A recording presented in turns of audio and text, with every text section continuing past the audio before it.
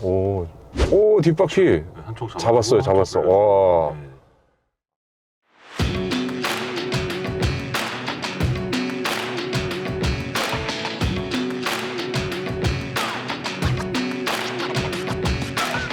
웅장한 분위기의 이곳, 포드 브롱코를 시승하기 위해 찾아온 장소입니다. 포드 코리아가 시승 행사를 위해 개발한 곳인데 저기 있는 저 산을 올라갔다 오는 겁니다. 안녕하세요, 오토캐스트 이다일입니다.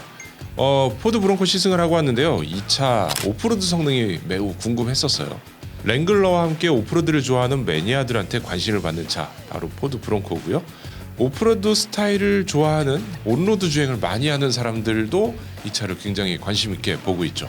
디자인이 네모네모하게 생겨서 이렇게 박스형 형태로 생겨서 클래식한 분위기를 가져서 그런지 출시 전부터 굉장히 인기를 모았던 그 차인데요. 포드 브롱코를 시승하고 왔습니다.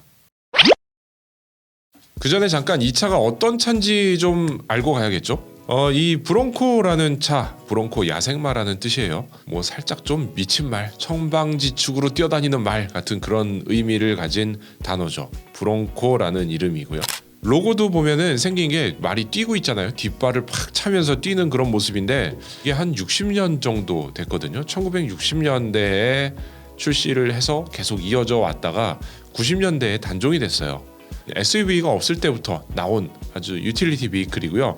그래서 미국 사람들한테는 이게 굉장히 향수가 있는 차종이라고 합니다. 예를 들면 우리나라의 갤로퍼 같은 차처럼 어렸을 때 누가 타던 차, 어렸을 때 타본 차, 이런 향수가 있는 거죠.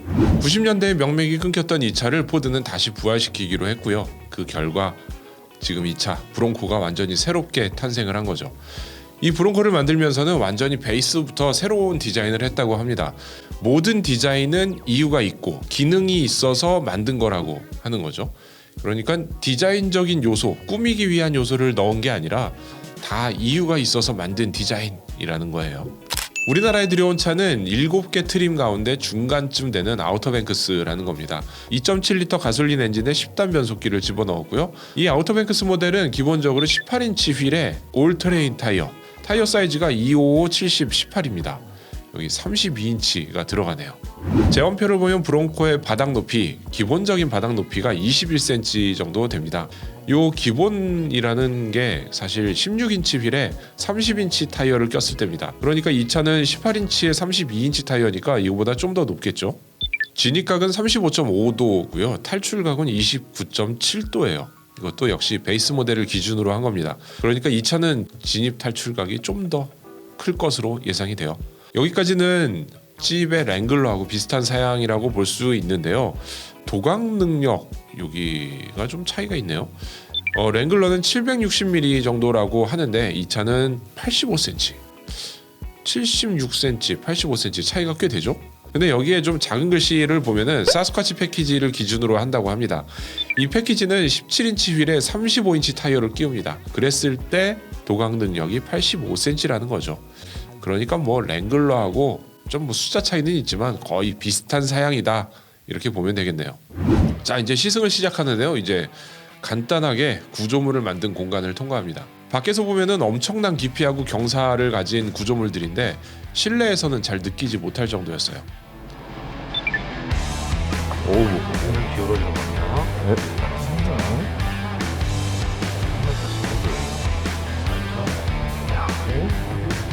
그냥 느낌이 거의 없네. 이게 너무 부드럽게 그냥 쓱 지나가니까 그렇게 어려운 것 같지 않아 보이는데 여기 그냥 차들은 들어오면 난리가 나는 그런 코스인 거죠. 웨이프 도감 코스 진입 천천히 넘겨됩니다.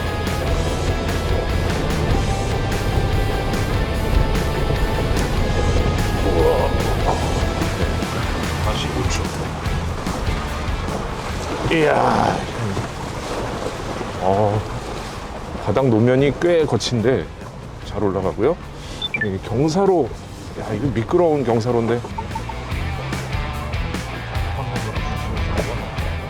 네, 한 13도 정도 되는. 이야.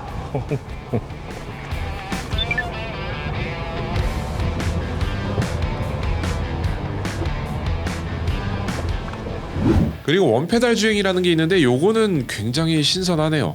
전기차를 예로 들면 주로 회생 제동을 사용하기 위해서 가속 페달 하나만 가지고 밟으면은 가고 발을 살짝 떼면 느려지거나 떼면은 완전히 멈추는 그런 기능을 넣고 있는데 이거를 이 브롱코에 넣은 거예요.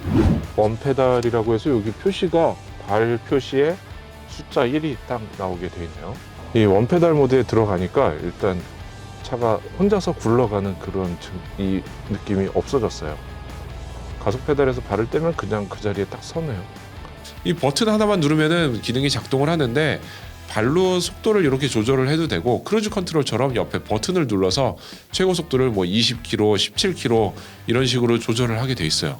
지금 경사가 22도, 23도까지, 24도까지 되네요. 26도? 이야. 26도면 스키장의 최상극자 정도의 코스인데 뭐 그냥 큰 느낌 없이 그냥 자연스럽게 쓱 내려와 버렸어요.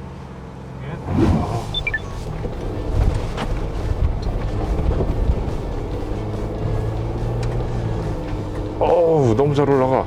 15도. 큰 느낌 없이 그냥 쭉쭉 올라가 버리네요. 이게 지금 17도 정도 되는 경사하고요.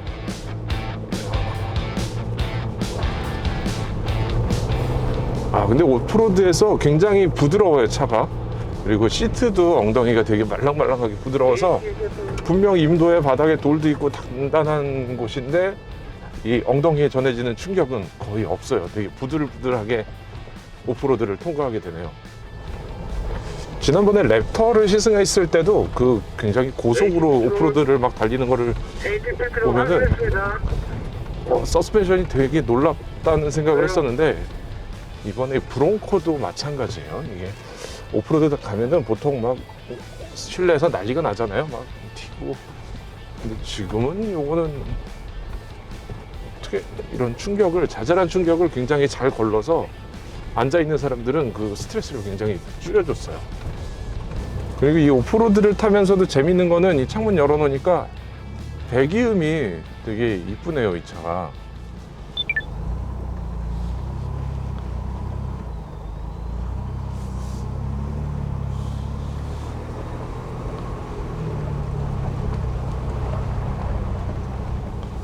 그리고 마지막으로 트레일 턴이라는 기능이 있어요. 이 위에 있는 버튼을 딱 누르면은 트레일 턴 기능이 활성화가 되는데요.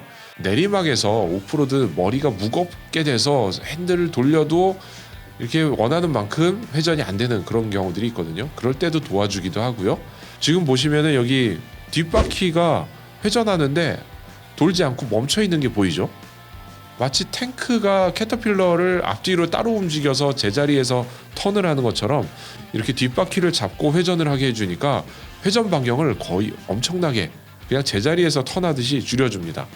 이거 오프로드에서 정말 유용할 것 같은데 이런 트레일 턴이라는 기능을 넣어서 오프로드에 특화된 뭔가를 만들었구나 이런 생각이 들어요. 자, 여기서 턴 끝까지 핸들 돌리세요. 소리 나시죠 지금? 아, 네네.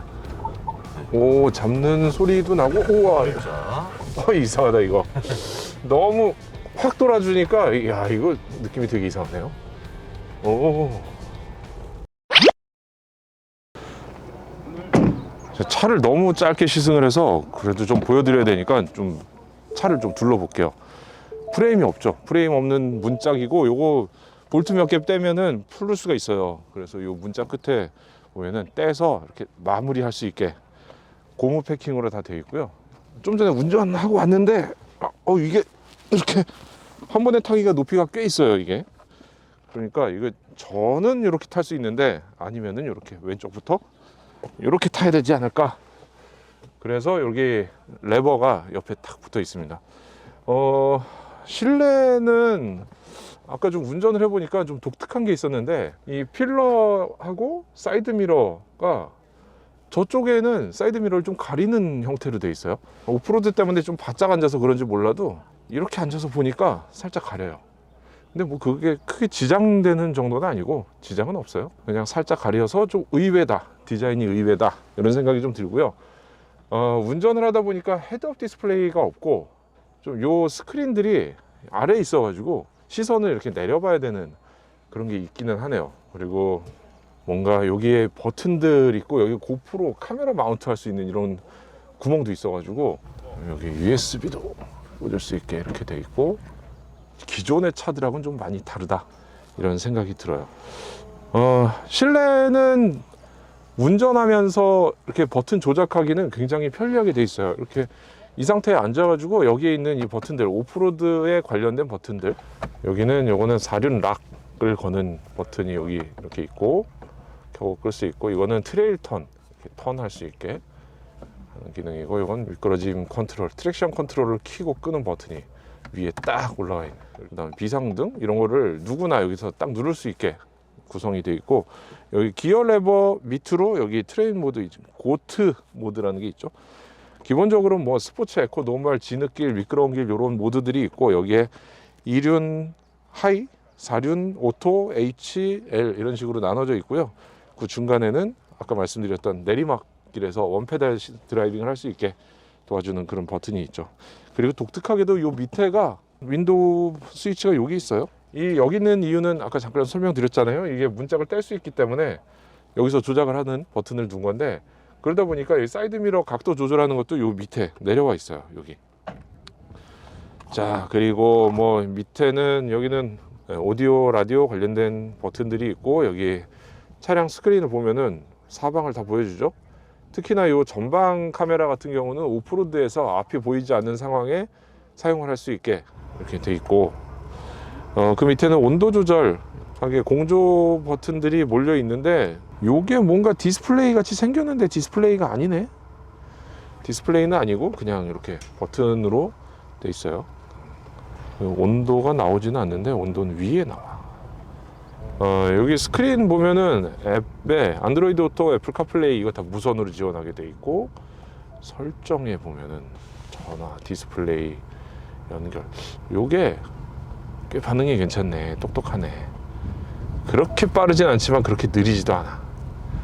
그리고 구역 조명이라는 걸 켜면은 사방을 빡 여기 다 틀어 이렇게 조명을 켜고 끌 수 있게 이렇게 되어 있는데, 사이드 미러 바깥에 조명이 켜지게 되어 있죠. 이렇게 이런 기능이 들어 있고,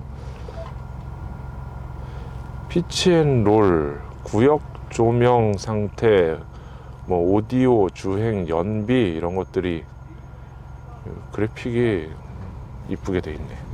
그리고 이 운전대를 잡으면은 이 차가 지금 오프로더인지 뭐 사륜구동 이런 건지 잘 모를 정도로 이건 거의 승용차하고 똑같이 생겼구나 이런 생각이 들게 돼 있어요. 위에는 선글라스 홀더가 있는데 이런데 고무로 이렇게 패킹을 해놔서 다닥다닥 소리 안 나게 잘 마감을 해놨고요. 여기는 이게 다 천장이 조각조각 떨어지잖아요. 그래서 요것도 지금 뭔가를 덧붙여 가지고, 이게 아마 초창기에는 없었을 거예요. 위에 이 패브릭 같은 게. 근데 요게 물방울 떨어지고 위에서 뭐가 이렇게 하면 소리가 막 둥둥둥 튀는 소리가 나기 때문에 흡음을 위한 재료를 좀 붙인 걸로 알고 있어요. 선바이저를, 이거 선바이저 내리면은 앞에가 요만큼밖에 안 보여서 이렇게 올리면은, 선바이저 거의 필요가 없을 것 같아요. 지금 시야가 여기서 이렇게 좁기 때문에, 그렇다고 뭐 시야가 나쁘거나 운전을 못하거나 이런 건 아닌데, 신호등에 가까이 가면은 이렇게 해서 신호를 확인해야 되지 않을까 하는 생각도 들고요. 지난번에 한번 다 보여드렸으니까 이거 뭐 자세히 길게 보여드릴 건 없을 것 같고, 실내가 그렇게 넓지는 않고요. 뭐 차는 아기자기하고 정말 이쁘게 잘 꾸며져 있어요. 자, 저 산에 이 차를 타고 올라갔다 왔어요. 오늘 되게 재밌는 경험, 포드 브론코를 타고 오프로드를 체험을 했고요. 아쉽게도 온로드 시승은 못했기 때문에 그건 다른 기회를 좀 찾아봐야 될 것 같아요.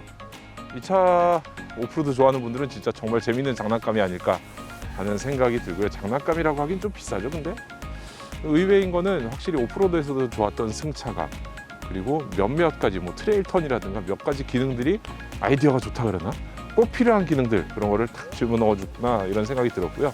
굉장히 매력이 있는 차가 아닐까 이렇게 생각이 됩니다. 남자들 정말 좋아할 차 같아요. 오늘 여기까지 전해드리고요. 지금 포드 브론코 시승 여기서 마치도록 하겠습니다. 저 산에 올라갔다 왔어요. 저 산에. 이야, 아찔하더만.